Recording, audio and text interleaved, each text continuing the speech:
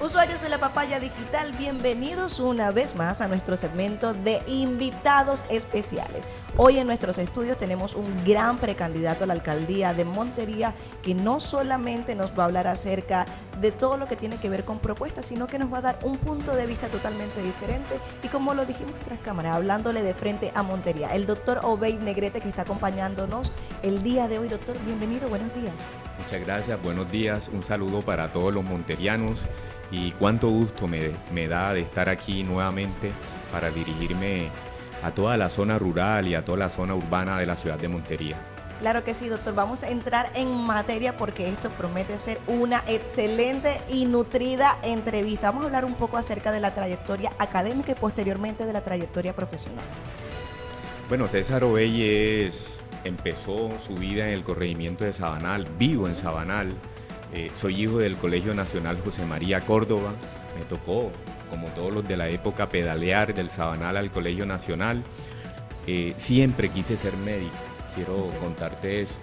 Mi papá era médico, el doctor Alfredo Obey Pérez, pero me dejó muy pequeño solo cuando cumplí 7 años. Entonces, cuando termino bachillerato, tengo que cursar primero estudios de administración de empresas y posteriormente pude lograr mi objetivo, que ser médico. Y lo logré en la Universidad del SINU. Posteriormente realizamos estudios de gerencia en seguridad social y acabamos de terminar en diciembre una maestría en gestión en salud académicamente ya con la Universidad de Santander. Esa es la vida académica del médico César Obey, pero mi actividad laboral vinculado siempre al sector privado, en diferentes clínicas de la ciudad de Montería, en el área de urgencia. Ahí es donde es conocido el médico César Obey. Ok, perfecto. Tenemos entendido que aparte de pues, esa experiencia en el sector de salud, también sabemos que hay un bagaje, un gran conocimiento en el tema público. De hecho, para entrar en contexto ya y antes de hablar de propuestas, quiero hablar un poco acerca de la zona rural. ¿Por qué hablamos de la zona rural? Porque es una de las zonas más golpeadas en temas de accesibilidad, en temas de educación y salud. ¿Qué acción se podría implementar desde su punto de vista y experticia para poder mitigar esta situación? La clase política de Montería tiene una gran deuda con la zona rural de la ciudad de Montería. Por ejemplo, en vías terciarias. Sí. Los campesinos no tienen cómo producir y los que producen no tienen cómo sacar los productos hasta los mercados del centro urbano porque no tenemos unas buenas vías rurales. Es decir, las vías terciarias han sido totalmente abandonadas por los gobiernos de hoy hacia atrás. Todos los gobiernos nos han abandonado la zona rural. En el tema de la salud, que lo manejamos a la perfección, te voy a contar algo. Acabamos de enfrentar una pandemia y me van a disculpar el término. ¿A quién carajos en la alcaldía de Montería, en la Secretaría de Salud o quien estaba en la gerencia del COVID se le ocurrió cerrar los puestos y centros de salud de la zona rural en plena pandemia? Por Dios, cuando teníamos que tirar a todo el personal médico y trabajadores de la salud del primer nivel a hacer promoción y prevención. Así es como enfrentamos. Todas las pandemias se enfrentan así, con esa estrategia, prevención y promoción. Y fallamos.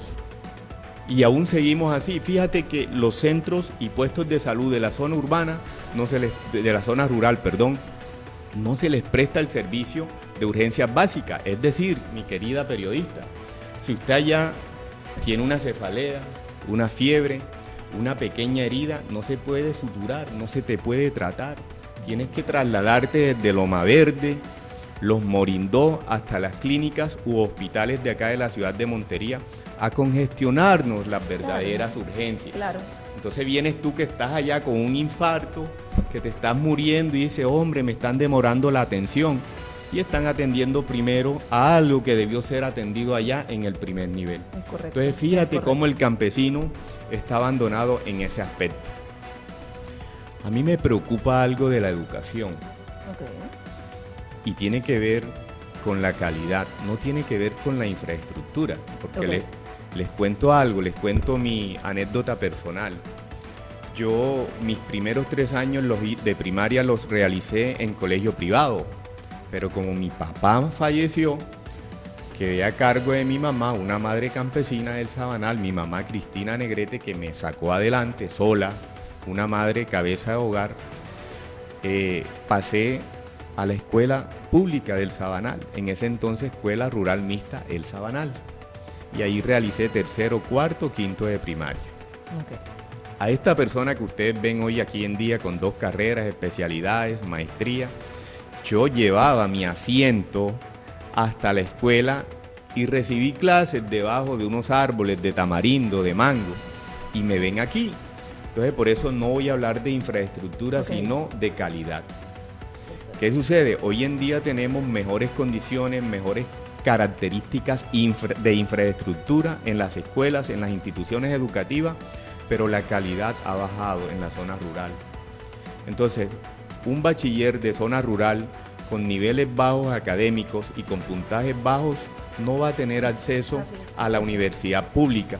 Y de nada van a servir, y eso está pasando en la ciudad de Montería, de nada van a servir las becas del Estado cuando se lo van a llevar los estudiantes de Valle Grande, de La Salle, de instituciones privadas.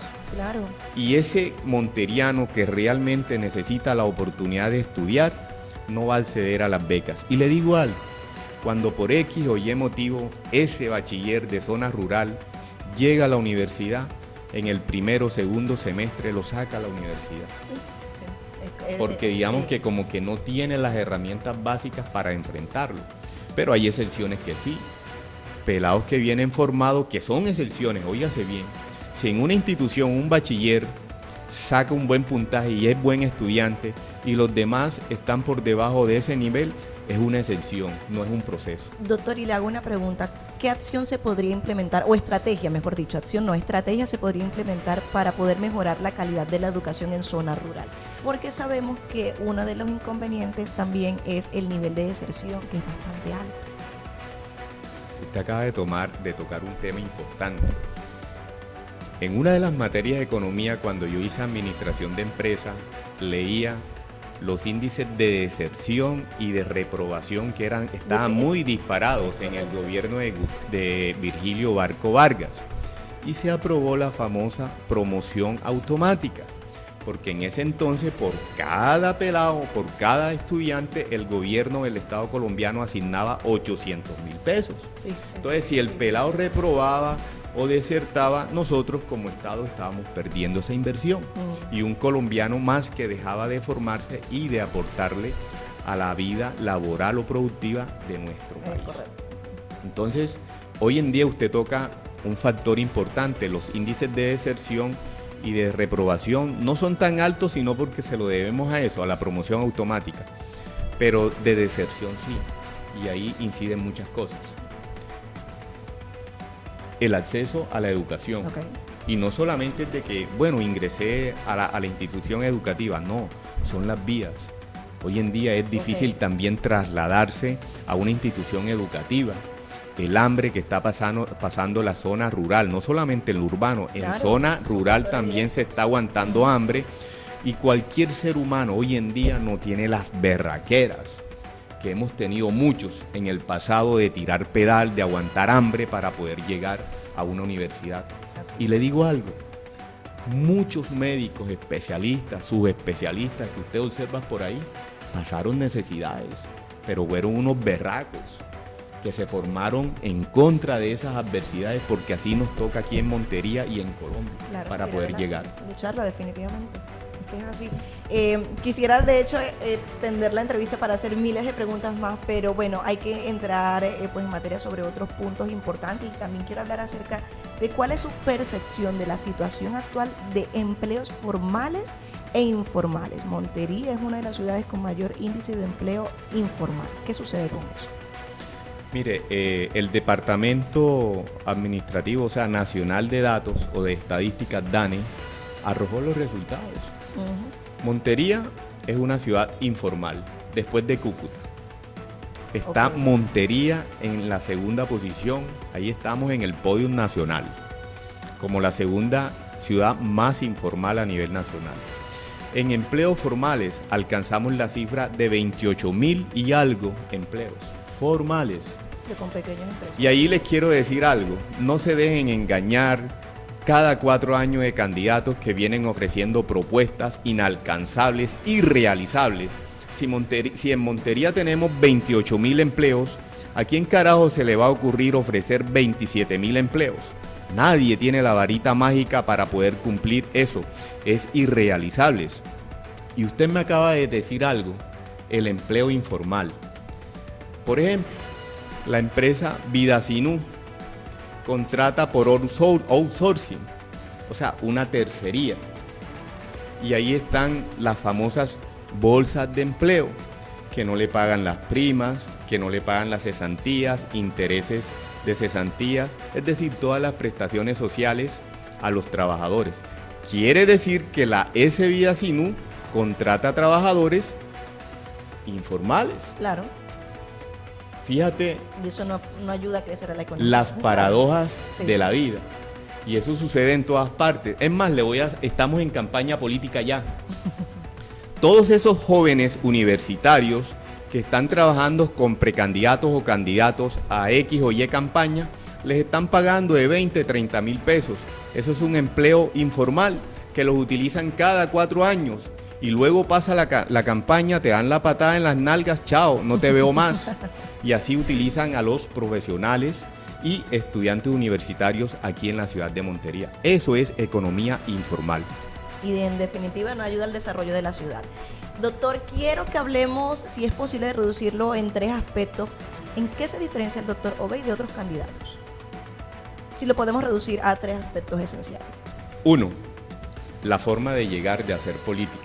Es diferente. Adiós a la política tradicional. Sí, señor.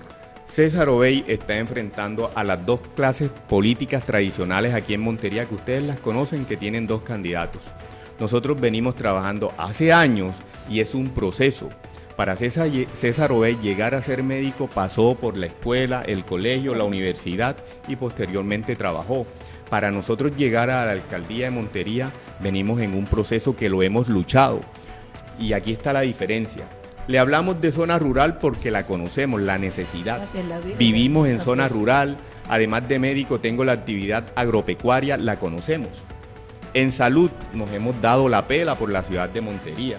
Entonces hay un candidato diferente que tiene el conocimiento, la experticia y sobre todo que vive la experiencia diariamente y por eso podemos hablar de cualquier tema, pero sentados en la realidad con propuestas alcanzables, medibles y verdaderamente realizables. Doctor, muchísimas gracias por esta gran entrevista y quiero finalizarla con una invitación a los monterianos, por supuesto, para que tomen la decisión correcta y acertada este 29 de octubre. Yo le quiero decir 2 cosas antes de retirarme. Una, que la ciudad de Montería, después de Sincelejo, siempre ha sido informal. Cuando ustedes escuchaban que el comercio informal, por ejemplo, cuando Servio Salgado, Fabio Castro, comerciantes reconocidos de la ciudad de Montería tenían esa actividad. Entonces, la clase política tradicional se montó en el poder y empezó a acabar con el comercio informal, con la economía informal. Y por eso hoy en día ustedes observan locales en el centro donde se dice se arrienda, se vende y prácticamente todos los comerciantes quebrados. Claro, sí, tiene. Entonces, fíjese de dónde viene la cuestión, toda la trayectoria, cómo acabaron con el comercio en la ciudad de Montería, la clase política tradicional. Y me voy por último ya para la zona rural. Hoy en día a los monterianos no le estamos garantizando la seguridad alimenticia o alimentaria, como lo quieran llamar, porque abandonaron al campesino. Y hoy en día quieren darle el valor al campesino, pero resulta que aquí muchos fueron secretarios de planeación, secretarios de gobierno, muchos fueron concejales que hoy en día están como precandidatos o candidatos y ya no tienen tiempo de demostrar porque ya lo tuvieron y no hicieron nada por una zona rural abandonada y por eso hoy el monteriano, tanto en zona rural como en zona urbana, está pasando hambre. Y es uno de los temas que a nivel mundial estamos enfrentando hoy en día, la seguridad alimentaria, y hacia allá le estamos apuntando nosotros como César Obey o como candidato a la alcaldía de la ciudad de Montería. Doctor, muchísimas gracias por esta entrevista, que sé que no va a ser la única. Y gracias a los usuarios de La Papaya Digital por estar presentes en grandes segmentos como los segmentos de los invitados especiales. Muchas gracias a ti y a Prisca Ortega también por invitarme a este prestigioso medio de comunicación. Y muchas gracias a todos los monterianos y decirles que aquí está el médico César Obey, una alternativa distinta, diferente, que ha enfrentado siempre a esta clase política tradicional que nos tiene sumidos en la miseria y en la pobreza. Vamos a arrebatarles el poder, vamos a acabar con ello. Denme una oportunidad, crean en el médico para poder trabajar por una zona rural y una zona urbana, una forma de hacer política totalmente distinta en la ciudad de Montería. Muchas gracias.